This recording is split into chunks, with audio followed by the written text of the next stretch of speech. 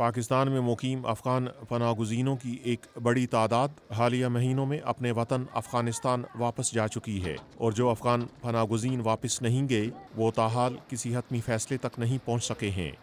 وفاقی دارالحکومت اسلام آباد میں ایک افغان بستی میں رہنے والے مشکلات کے باوجود خود کو اسی ملک میں زیادہ محفوظ سمجھتے ہیں۔ اسی بستی کے رہائشی سید نظام الدین کہتے ہیں کہ ان جیسے افغانوں کا اپنے وطن میں بھی کوئی ٹھکانہ نہیں، اس لیے یہاں رہنے پر مجبور ہیں۔ جتنا بھی ادھر مہاجر رہتا ہے افغانستان کا، کسی کے بھی افغانستان میں گھر نہیں ہے، زمین نہیں ہے، کاروبار نہیں ہے، تعلیم نہیں ہے، تو ہم کس لیے جائیں؟ آپ کو پتہ ہے تعلیم اور کاروبار اور امن کے بغیر ادھر نہیں جانا سکتے۔ ہمارے ادھر جو بھی مشکلات ہیں ادھر ہم مانتے ہیں، لیکن ادھر نہیں مانتے۔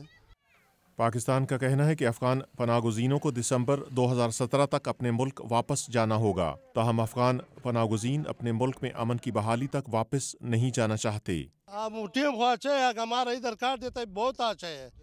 بات یہ ہوا کہ ہمارا ادھر تقریباً 35 سال ہوتا ہے، ہمارا دیہڑی ادھر آ کے ادھر چھٹا ہوتا ہے، پھر ہمارا حق بنتا ہے کہ قبولی دیتا ہے، کاٹ دیتا ہے، نہیں دیتا ہے۔ اگرچہ اپنے آبائی وطن میں بہت سی مشکلات اور سلامتی کے خطرات کے باوجود افغان پناہ گزینوں کی ایک بڑی تعداد اپنے آبائی وطن افغانستان لوٹ چکی ہے، لیکن ان کے یہاں رہنے والے ساتھیوں کا کہنا ہے کہ جو لوگ واپس گئے انہوں نے ایسا باخوشی نہیں کیا۔ پہلا مشکل نہیں تھا، ابھی مشکل ہے کہ ابھی جو ترخم کا بارڈر ہے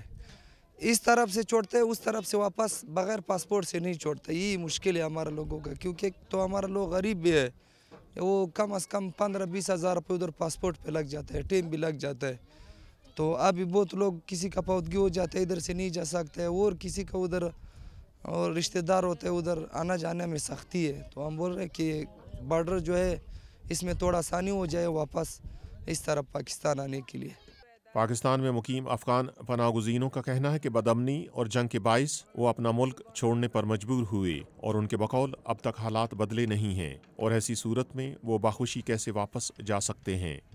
پاکستانی حکومت کا کہنا ہے کہ اس نے ہر ممکن حد تک افغانوں کی میزبانی کی، اور اس کی یہ خواہش ہے کہ واپسی کا یہ عمل رضاکارانہ ہو، تاکہ 3 دہائیوں سے زائد عرصے تک پاکستانیوں نے جس انداز میں یہ میزبانی کی وہ رائگاں نہ ہو جائے۔ محمد جلیل، وائس آف امریکہ، اسلام آباد۔